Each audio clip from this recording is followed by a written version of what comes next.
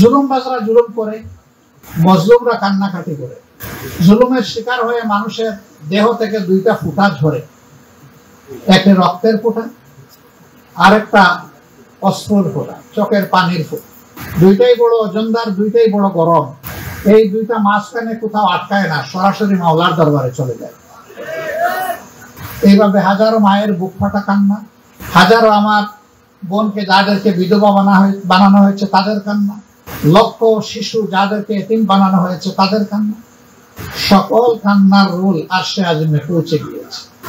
এর পাশাপাশি 2009 সালের 10 জানুয়ারি ক্ষমতায় বসার পরেই আমরা লক্ষ্য করেছি বিডিআর সদর দপ্তর, তখন এটার নাম বিডিআরই ছিল, পিলখানার মর্মান্তিক ঘটনা, যেখানে 57 জন কমিটেড দেশপ্রেমিক চৌকস সেনা অফিসারকে অত্যন্ত নিষ্ঠুরভাবে খুন করা হয়েছিল। তাদের পরিবারের মহিলা সদস্যদের ইজ্জত লুণ্ঠন করার পরে তাদেরকেও খুন করা হয়েছিল। এরপরে এই লাশগুলো পিলখানার ড্রেইনে ভাসিয়ে দেওয়া হয়েছিল, আর কোনোটাকে একত্রিত করে গণকবর করা দিয়েছিল। এই জঘন্য কাজটি কারা করল?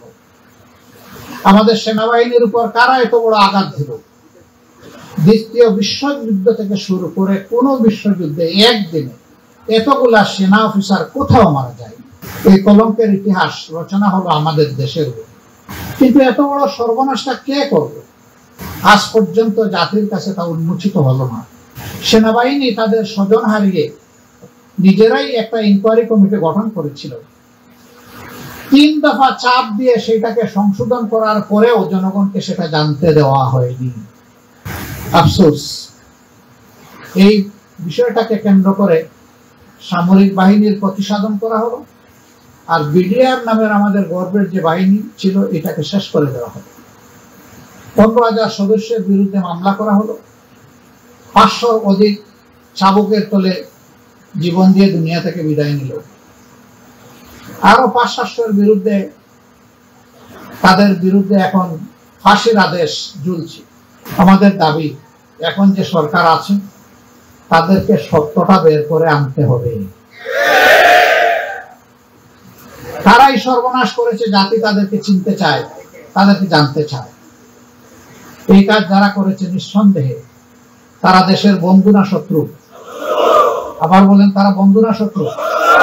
শত্রুদেরকে চিহ্নিত না করতে পারলে ভবিষ্যতে এই জাতির আরো তারা সর্বনাশ করবে।